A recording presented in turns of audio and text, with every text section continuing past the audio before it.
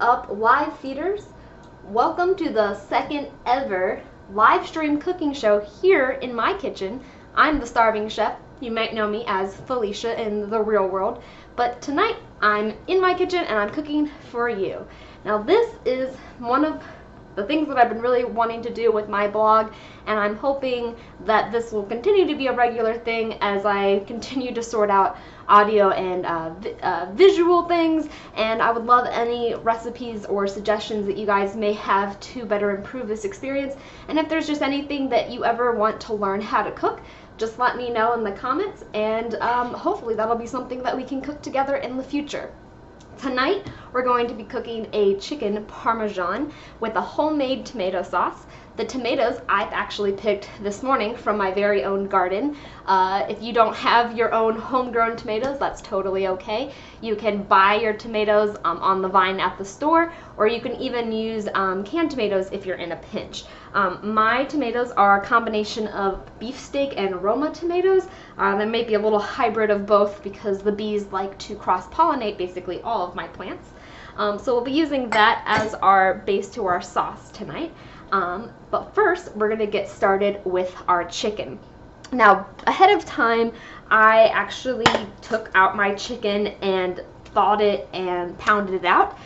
So what you see here is a single chicken breast that has been sliced in half and then put in between two sheets of plastic, and then I used a meat mallet to hammer it thin and then cut it into fourths.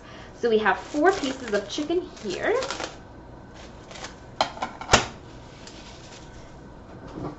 So the first thing we're gonna do is we're gonna go ahead and dredge our chicken. So we have some panko with a little bit of parsley mixed into it, some flour with a little bit of salt and pepper mixed into it, and then a raw egg here, which we'll go ahead and crack and whisk up. So basically what we're going to do is dredge the chicken in the flour and then in the egg and then in the panko. So get this all nice and mixed up here.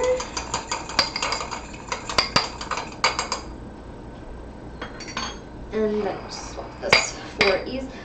So when we dip it in the flour, the thought is that it'll soak up any of the moisture that's on the actual chicken breast still. So we'll go ahead and dip it in the flour. Let me get my second plate ready here.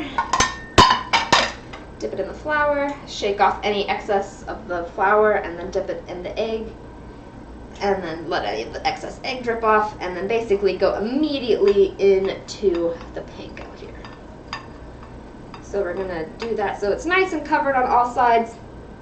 You can use regular breadcrumbs for this if you like.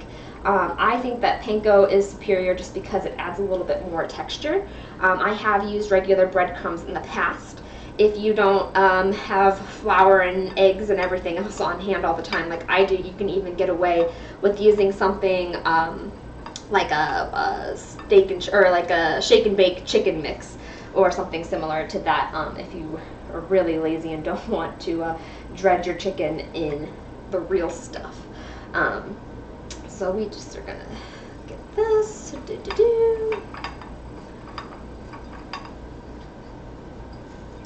One more.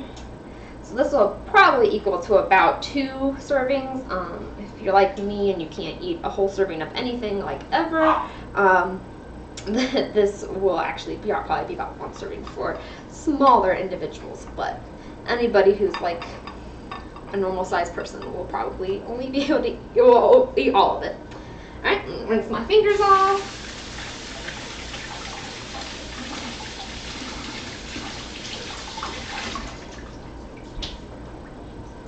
Okay, so now my chicken is dredged up. I'm going to go ahead and move this stuff to the side here.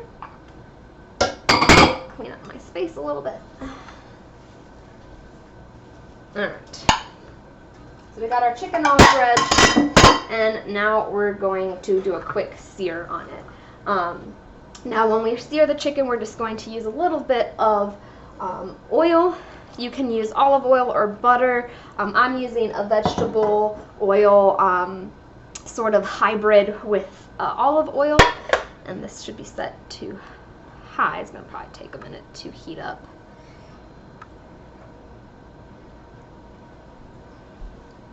Actually, it might help if it's plugged in. Give me 1 second. Pop around here and plug in more things.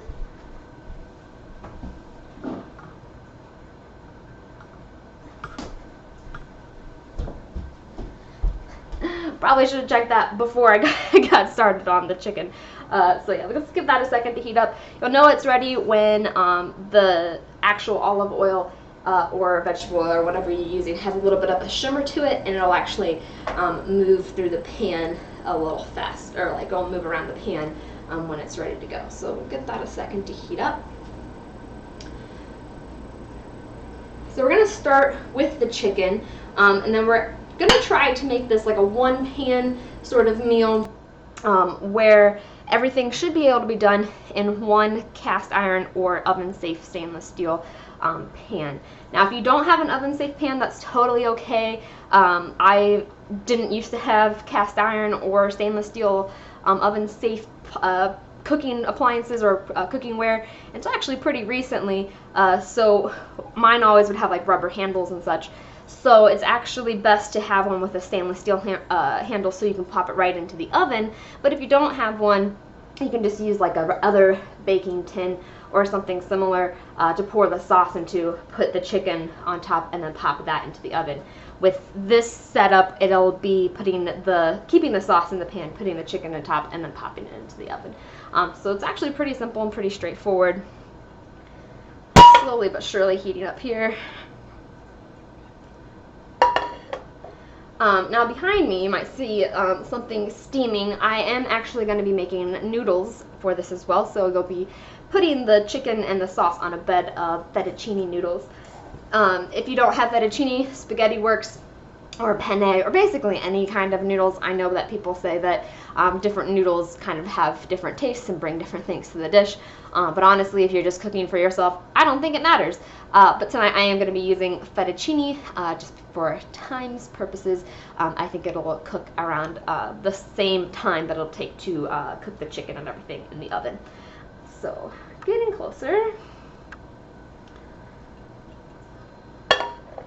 Add a little bit of extra seasoning to our chicken while we wait. I like to season throughout every step to make sure that the chicken is properly seasoned and tastes good at the very end. Sometimes when you add salt and pepper too early, it may actually, the flavor may go away as it cooks. It like cooks away the flavor. So it's best to season throughout the process so that flavor stays strong pretty much the entire time. So I think probably getting close. Not quite hot enough yet, but the problem with cooking on a flat top instead of on my actual oven, you never know how long it's going to take to heat up. And my induction top was actually way too loud, believe it or not. It has a massive fan that blows like a million miles an hour, and it's actually super annoying, and you can't hear anything that I say over it. That one heats up in like 2 seconds. So, kind of getting there.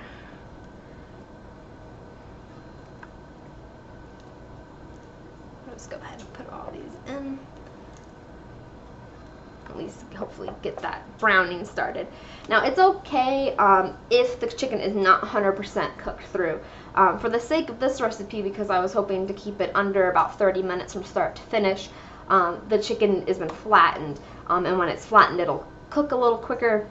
If you cook a full chicken breast without flattening it or without cutting it, I definitely recommend that you sear it on both sides for about 3 to 4 minutes on each side to really get a nice crust going, and then pop it into the oven for about 25 minutes. Right now, because we're going to be trying to cook this in the pan, hopefully if this actually heats up, we're going to cook it in the pan and hopefully cook it most of the way through, if not 100% of the way through, and then we'll be putting it in the oven mostly to broil down the mozzarella and get that nice and ooey and gooey. Hearing it starting to cook here a little bit, finally. So while it's cooking, let's see, mine's set on high. Season a little bit. Add a little pepper.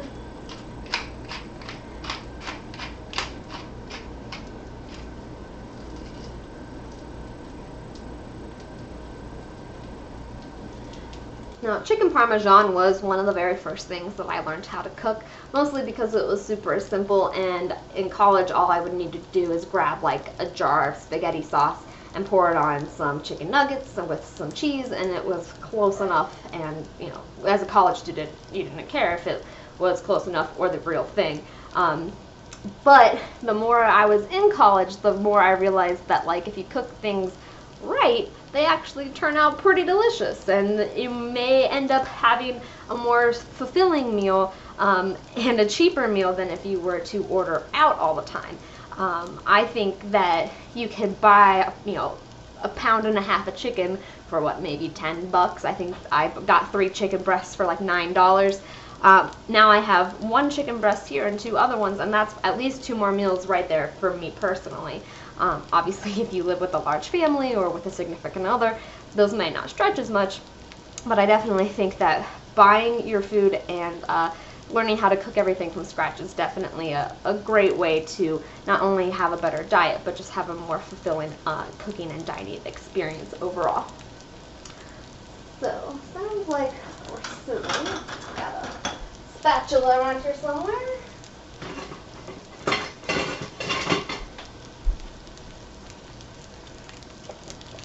We're probably getting close to being flippable here.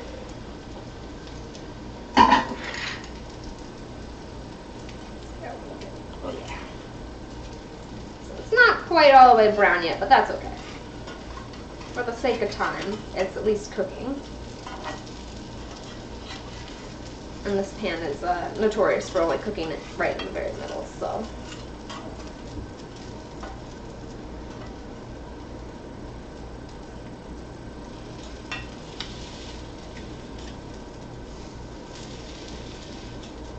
So give that another couple minutes to cook through.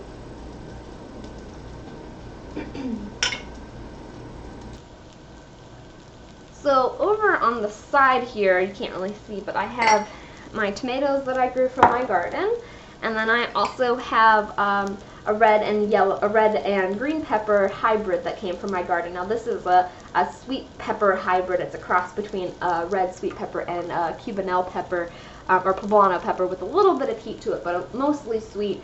That's my favorite kind of pepper to use in pasta sauces because it adds a little extra kick without being super overwhelming, and that's really what I desire in a pasta sauce, is to have something that is very sweet but kind of plays across all of the notes, from heat to savoriness to just that general deliciousness of tomato sauce. Hope you can't hear my dogs fighting in the basement. They're being really loud right now. So, seems like we're getting close here. Now, most people would say don't continue to flip. I'm a notorious, I gotta check to see what's happening under there. Add a touch more olive oil to my pan. Oh yeah, now it's hot enough. You can hear it sizzling a little bit. Let's see.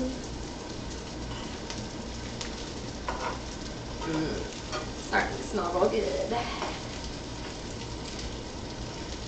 Hopefully those will brown up a little more. Like I said, it should probably be close to 2 to 3 minutes per side. Like I said, I'm not too concerned with making sure they're cooked all the way through, considering we will be baking them for a little bit at the end here. But I just want to make sure that, for the most part, the pink is gone from the edges, which would probably be the biggest indicator that it's not anywhere close to being cooked through in the middle. I'm also not super concerned with it being browned evenly. One, because my skillet is not hot enough to do that effectively for this recipe, especially in this sort of setup. But also because we're going to be putting a big old piece of mozzarella on top, and the mozzarella will cover up anything that doesn't sufficiently brown. Now you can do the mozzarella in one of 2 ways. You can either put it on top and pop it into the oven at like 425, which is what I have it on, or you can put it under the broiler for about 5 minutes. My concern with doing the broiler is if you look away for 30 seconds too long, that's how you end up with black mozzarella. Now, some people may like that, but personally, I do not. I like mine to be just bubbled up and golden and have enough liquidiness into the inside where you pull it apart and it'll stretch and be super delicious. Sounds like we're getting closer. You can also do the Tenderness Test, which basically you use your this part of your finger to test how done something is.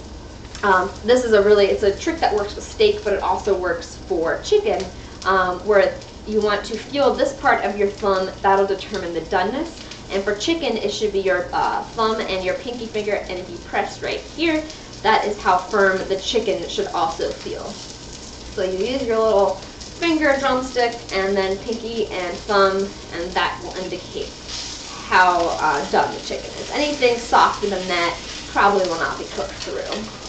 Whoops. This is feeling pretty cooked through to me. Starting to get a little more brown, which is nice. Over. Alright, we're looking pretty good. Alright. So I'm going to go ahead and take these out and set them off to the side here. Like I said, if they're not 100% done, that is a-okay, because they will cook for a few more minutes. I'm going to go ahead and set these off to the side over here for a little bit, and then we're going to quickly wipe this pan out. Just so we get any the breading out, because the breading will burn, and then that will make the sauce not taste as good. So go ahead and wipe that out. Alright. So go ahead and put another 2 or 3 tablespoons of oil into your skillet. The first thing we're actually going to be cooking down here is our onions. Now these are sweet onions, and the sweet onions are really nice because we're going to be adding just a touch of sugar to this, and the sweet onions really come through when you add just enough sugar to the mix to get them really brought out. And I'm a huge fan of onions and garlic, so the more onions and garlic the better, and the more I can taste them the better, because strangely enough I don't actually like tomatoes. Woo! Now we're hot enough. Give that a minute.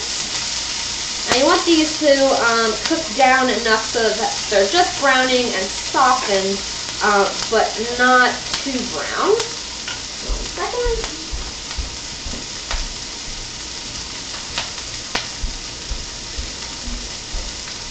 Try to keep the steam from affecting the camera here. Hopefully the sizzle isn't too loud and you should be able to hear me okay. So really when you're cooking these onions, you don't want them to start burning, but you also don't want them to be really, really raw still. I find that sweet onions, if you give them like 2 or 3 minutes, they should cook down enough, especially if you're over high enough heat. So, use different utensils here.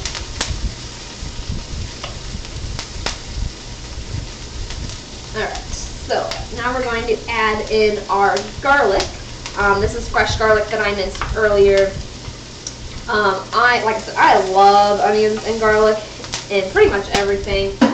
If a recipe only calls for like 2 or 3 cloves of garlic, they're not asking you to put enough garlic in there, in my opinion. I probably crushed up, I don't know, like 6 or 7 cloves of garlic to put in this recipe alone, just because I think that if you're going to have garlic in it, you might as well go all out and not just be toying with that garlic flavor. I need to make my eyes water. Alright. So now we're going to go ahead and add in our peppers. The peppers won't need quite as long as our onions to cook, but we just want to make sure that the heat is evenly distributed between all of the onions. And mine are a mix of, like I said, red and green peppers and poblano peppers. One of my peppers was super red because it had been sitting on the countertop for a few days. And the green one I just actually picked this morning when I was out cooking my tomatoes. So it's looking pretty good. I'm going to turn the heat down just a little bit so we're back down to a medium heat. Once you see that the garlic is sort of sticking to the bottom and starting to brown, you'll know you're in a pretty good spot to add the rest of the tomatoes and stuff. Alright, so get our tomatoes in here. Hopefully there's enough room. Now the tomatoes are going to release a ton of moisture as they cook here. So it's important that you cook the tomatoes down enough that their moisture is released and then starts to evaporate. And this will help keep the garlic from continuing to brown and burn because they're going to cool down the pan here and sort of start soaking up some of that garlickiness. Don't want to overfill my pot here. Now we also are going to be adding some herbs and spices. Like I said, I like to season throughout every step of the cooking process. So right now, obviously, we just have our tomatoes, peppers, and onions in here, garlic and stuff. But we're going to boost that flavor by adding a little bit of garlic powder and then a little bit of onion powder. Like I said, we're not gonna be pretending like there's garlic in this. We're gonna be shouting it from the rooftops.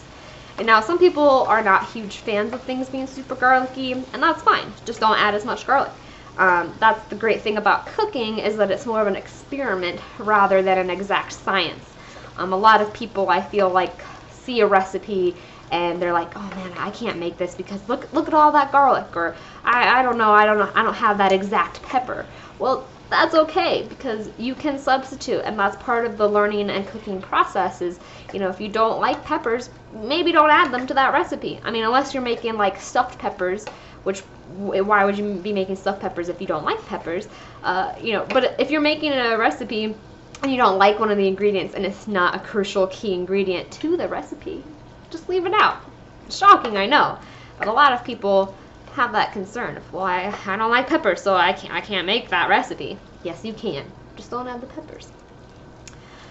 So it looks like we're in a pretty good spot. I'm going to turn my heat back up here to start drawing that moisture out a little bit more. And then we're going to be adding our thyme and our oregano. I was going to be adding parsley and basil, but guess who forgot to go and pick that out of the garden this morning before I started the live stream? Oh, that would be me. I forgot. So we're going to be skipping those today, but in the future, that's definitely something that I like to keep, or like to add to my pasta sauce, is parsley and basil. But oregano and thyme are pretty classically Italian, so those work as well. I'm glad you like garlic, Nick Fargo. Garlic is the best part of the recipe, in my opinion. So it looks like for the most part the moisture is subsiding here. You can see when I scrape across the pan, it doesn't all seep into the center, and if it's doing that, you'll know that you have too much liquid in your pan. So you just want just the bare minimum. You want to be able to push it out of the way and not have anything seep in the center. Now, a little bit, but you don't want it to be like a rush, an instant Russian. All right, so we are going to use a couple canned ingredients here. First, we're going to season with a little bit of sugar. Like I said, sugar is helpful with homegrown tomatoes, because homegrown tomatoes are a little more mellow than tomatoes you would buy in a can. But at the same time, tomatoes that you buy in the can could also benefit from a little bit of sugar to help bring out that tanginess. I like using it in homegrown tomatoes just to bring out the natural sweetness of the tomatoes. But the sugar also helps with the onions and the peppers and everything else too.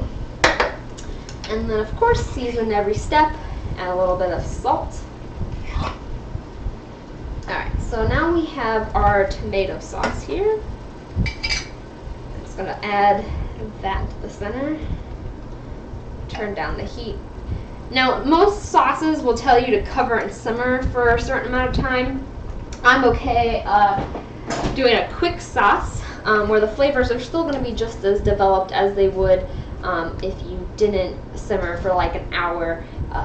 This still is a pretty effective way of making a really good sauce. So, and it's super chunky, which is what I love. I like smooth sauces, but I also really love chunky sauces. Don't be splattering in my face. So then we also have a tomato paste here. The tomato paste will help thicken up the sauce a little bit. Because like I said, I like them thick, but I also like them chunky. So we're just going to add in probably about a tablespoon to 2 tablespoons here. And this will also help really define the tomato taste. Alright, so we are gonna let that simmer for a few minutes. I'm gonna go ahead and get my pasta started back here. Now, if you watched my first recipe video from like almost a year ago now, I showed you how to use the hole in your pasta spoon to measure out 1 serving of pasta. Now, my spoon, I'm not sure if you'll be able to see this, but my spoon actually says 1 serving. I don't know if you can read that, possibly, maybe. It says 1 serving here, which I didn't realize, I don't think, when I was first doing this. But it's a nice little trick. You just hold it at the edge of your box and then pour out your pasta. So I'm going to grab, single serving of pasta, and I'm just going to do it over here because I know I will just make a mess. So,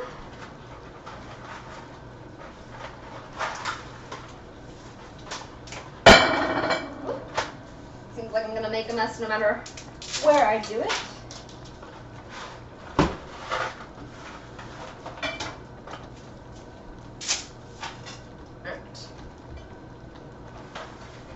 Get that pasta started. 6:24, we're pretty much right on track here.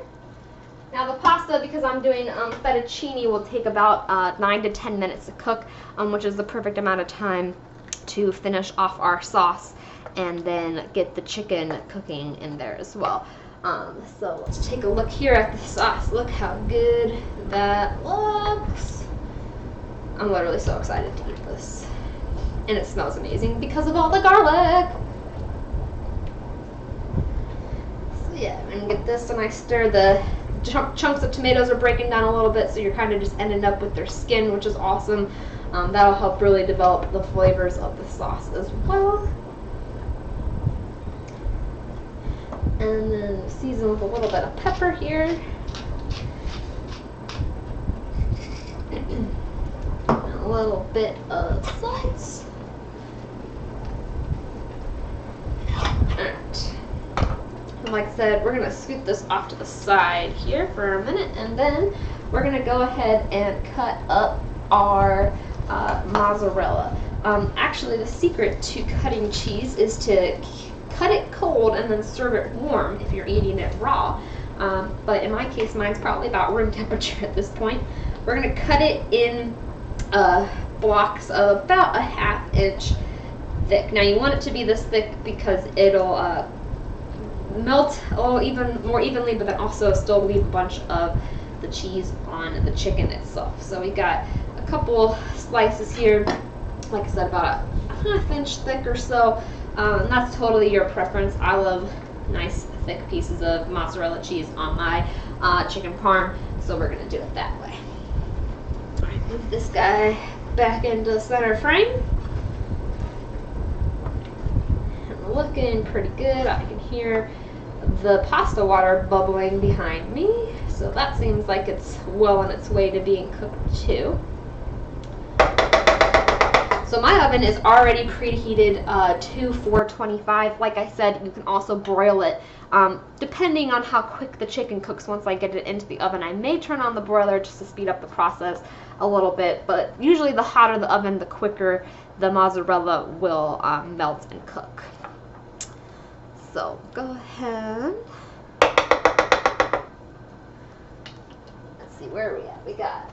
That's been in there for about 3 minutes, so we got a few more minutes left on the noodles themselves. And we're going to continue to let this simmer and bubble. Now typically if I wasn't live streaming my cooking session, I would also be cooking probably a nice crusty bread or something to go into dipping into the pasta sauce itself, because honestly I love garlic bread, basically any type of crackers, but mostly garlic bread, and especially with a homemade pasta sauce, it really brings it out. I have a really awesome beer bread recipe on my blog, which basically does not require any yeast. It takes about an hour from start to finish. All you have to do is combine some flour, a can of beer. You can actually, if you don't want to use beer, you can use soda like Mountain Dew or Coca-Cola.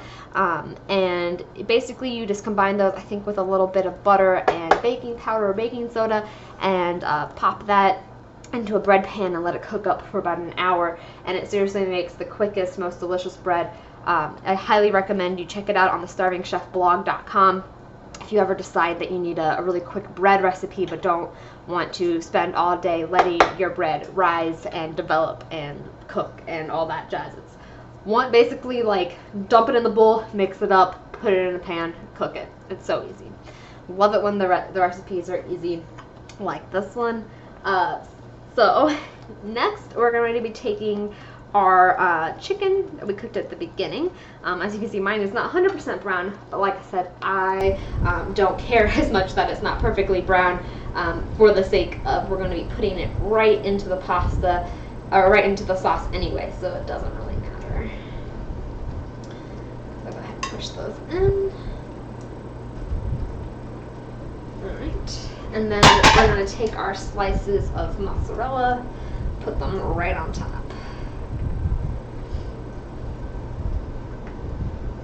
And we're just going to stick a piece of mozz in the center because why not? I love cheese. Alright, so now that all of this is in here, I'm going to turn off our pan. Like I said, I have the cast iron, or not cast iron, stainless steel, or I do have cast iron. So this can go directly into my oven. Like I said, if you don't have one that can go directly into your oven, you don't have an oven safe or stainless steel cooking pan, definitely just transfer everything into a shallow baking dish. I've used the 9x9 pans before. You can use a nice big, I think it's like 16x9 cake pan, or anything that can basically contain all of the pasta sauce without it spilling over the sides in a single bowl. I'm going to go ahead right now and just pop this into the oven.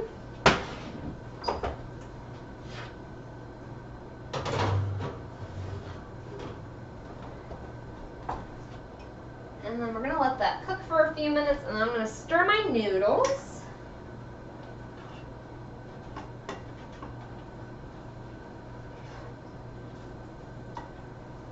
So I've got 3 or 4 minutes left on those.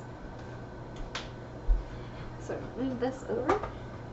And now kind of while we're in the interim here, I'm going to quickly clean up my space and take any type of suggestions that you guys may have for whatever recipes that you would like to see cooked in the future.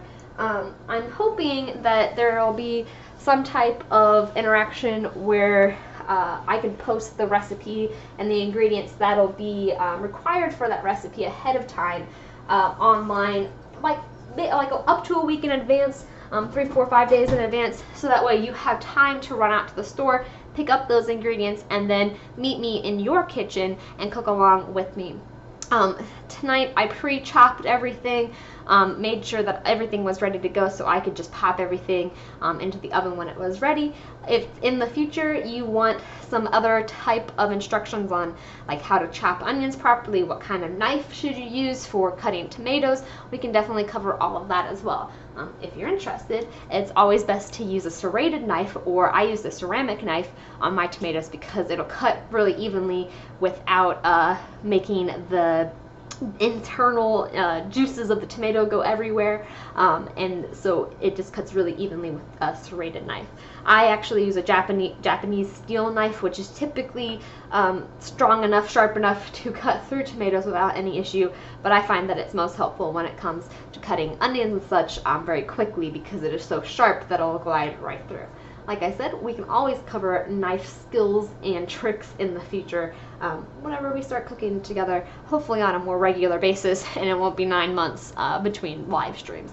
Like I said, I'm hoping to do this monthly, and I'm definitely always open to suggestions of what you guys would love to see cooked. Let's see where we are with our noodles. Yeah, noodles probably almost done. They've been in it for about 8 minutes. Let's check on. Oh yeah, that's looking real good. I am going to turn on my broiler here to speed it up because it is melting down over the sides, but it's not bubbling up yet on the top, and that's really the look that we're going for in this recipe. Let's see what I got. Grab some parsley for a garnish. Let's pick up our stuff. It literally smells so good. I'm like salivating in my own kitchen. Another good thing that you guys could prepare along with chicken parm is a Caesar salad. I would pick up maybe a head of romaine lettuce, maybe a little bit of red lettuce, get a nice Caesar dressing with some cucumbers and tomatoes, maybe a little bit of garlic croutons, bringing in that garlic into every aspect of this dish, and that would be a really nice side to go along with your chicken. Like I said, I'm making noodles, but if you don't want to make noodles, you can make a salad and just eat the chicken parm by itself too, which is really good. We're getting there.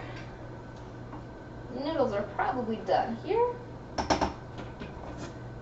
We'll go ahead and drain our noodles.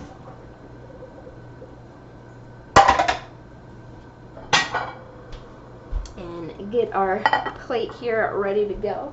We'll go ahead and plate our noodles here too, because I have a feeling by the time I'm done plating everything that the pasta or that the chicken will be done as well.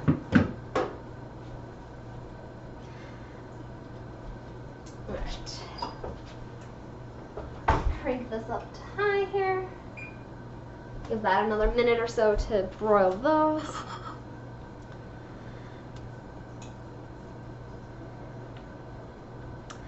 So yeah, when I normally cook, I cook on a normal cooktop. I'm hoping to upgrade my electric top here for the sake of cooking with you guys. I'm cooking on that today. I also use an induction cooktop, which, like I said, is really, really loud for some reason, which I don't know if anybody cooks with induction tops.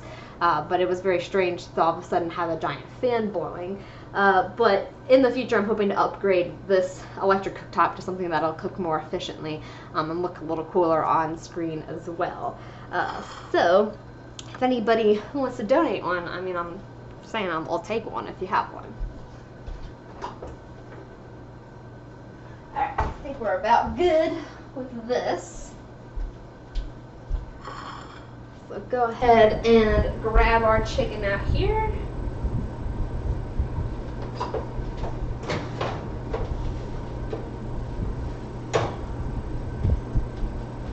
Oh baby.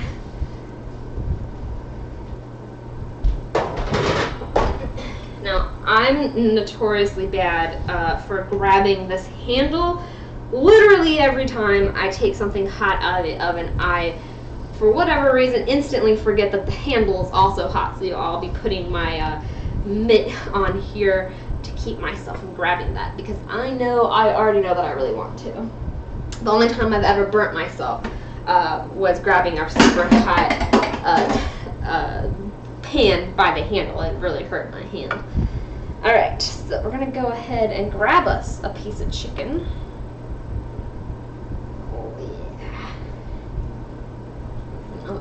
Here, and then get some of this saucy goodness.